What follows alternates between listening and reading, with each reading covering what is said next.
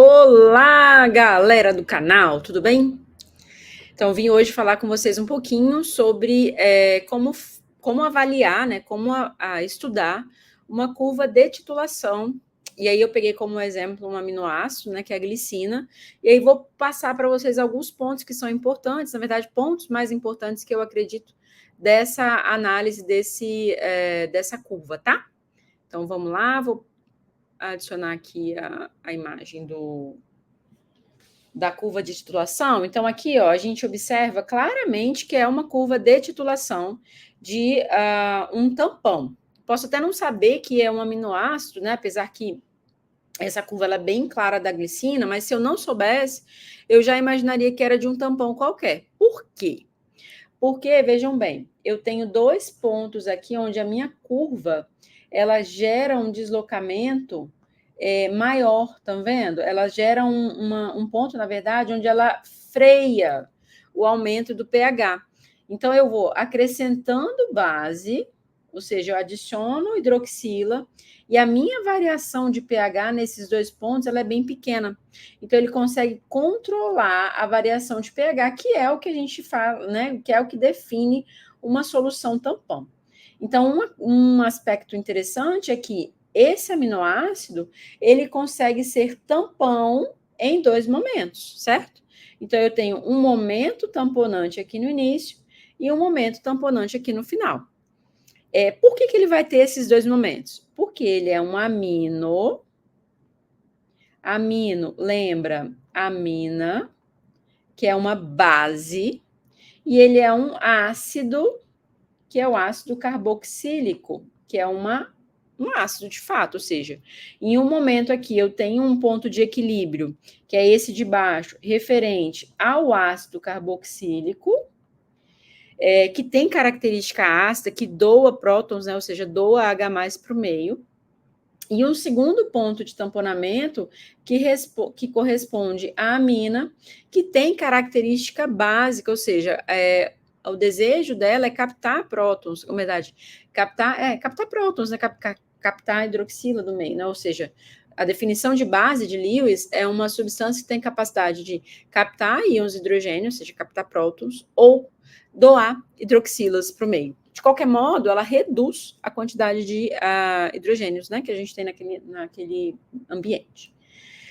Bom, pois bem, o que a gente consegue avaliar aqui, né, ou encontrar de interessante neste gráfico da glicina?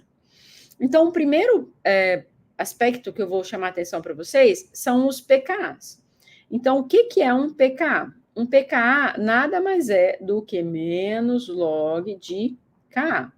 Ka é uma constante de dissociação ácida, que a gente consegue calcular em química, que é igual à quantidade de moléculas na forma molecular, concentração, né, íons, mols, dividido pelos íons que são formados, né?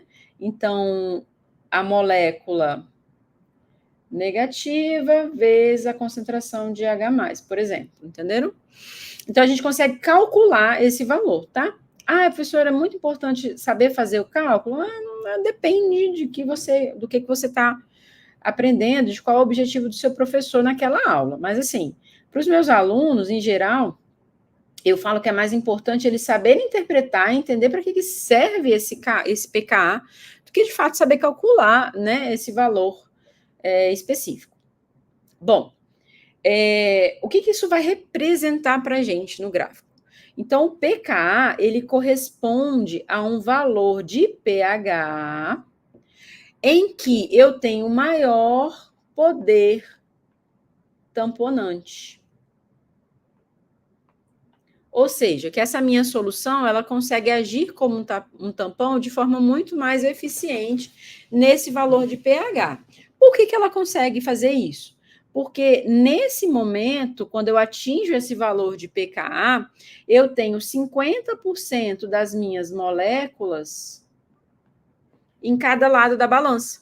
Então, ou seja, em cada lado da equação, que a gente pode fazer uma analogia com os lados de uma balança.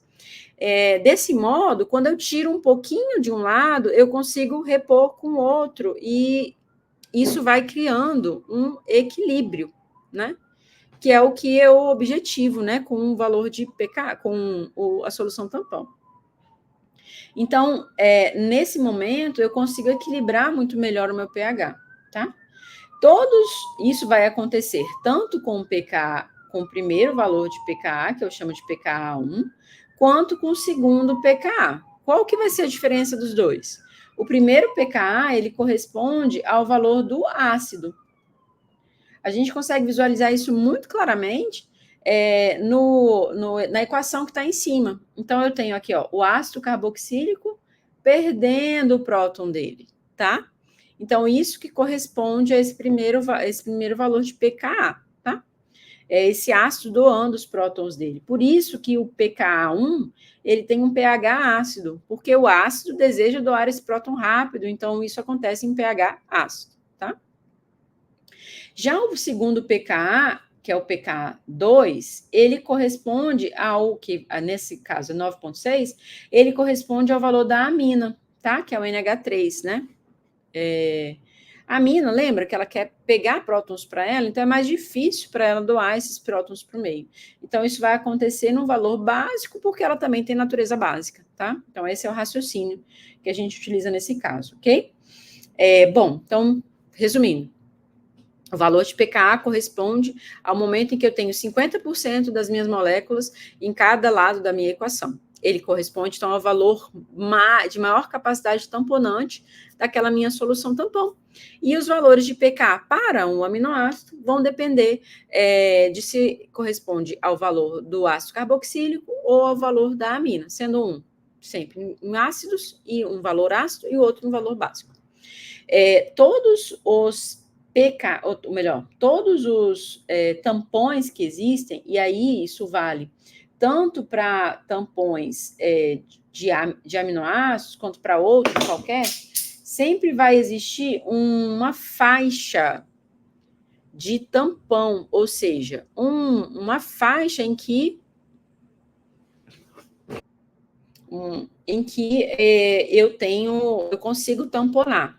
Ou seja, vai corresponder a um pH mínimo e um pH máximo, tá? Então, eu tenho uma faixa ali que ele vai ser tampão. Acima desse valor, ele não consegue tamponar, e abaixo desse valor, ele também não consegue tamponar. Não consegue por quê? Porque acabaram as espécies de um lado, ou acabaram as espécies do outro, então não tem como ter mais equilíbrio, tá? Por isso que eu sempre tenho uma faixa. Então, água mole e pedra dura, tanto bate até que não tem mais como ser tampão. Ainda aqui no gráfico, eu tenho outro valor importante, que é o PI, que é o ponto isoelétrico. O que esse PI ele representa para a gente? Ele representa o valor onde eu tenho carga líquida neutra, zero. Porque, observe uma coisa interessante. Aqui em cima, quando eu tenho o primeiro pKa, né, o pKa1, olha só, o meu aminoácido, nesse momento aqui, ele vai ter carga líquida igual a mais um, que correspondem ao valor da base, né? Carga positiva. Aqui, a carga líquida é igual a zero, porque, menos, mais com menos, zero. E no último momento, eu tenho uma carga líquida igual a menos 1, tá?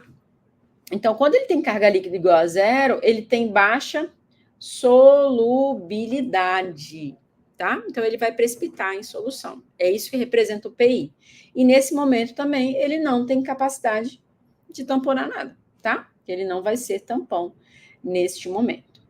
Isso daqui que eu expliquei para vocês sobre o pKa1 e o pKa2, carga líquida mais um, 0 e menos 1, vai valer para aqueles aminoácidos que a gente classifica eles como monopróticos, né? Eles têm um ácido carboxílico e uma amina. Aminoácidos que são carregados positivamente e carregados negativamente, eles têm uma curva diferente, porque eles vão ter 3 faixas de tampão, tá? Os carregados positivo, eles vão ter uma faixa a mais, que corresponde a mais 2, E os carregados negativo, uma faixa a mais que corresponde a -2. Esses de cá, porque eles têm mais um ácido carboxílico, e os carregados positivo, porque eles têm mais uma amina. Então, ele vai, né, apresentar mais uma carga. Beleza, pessoal? Bom, era isso que eu gostaria de passar para vocês hoje, né, com relação ao estudo dos tampões, tá? Espero que vocês tenham entendido. Qualquer dúvida, manda aí nas perguntas, tá bom? Muito obrigada.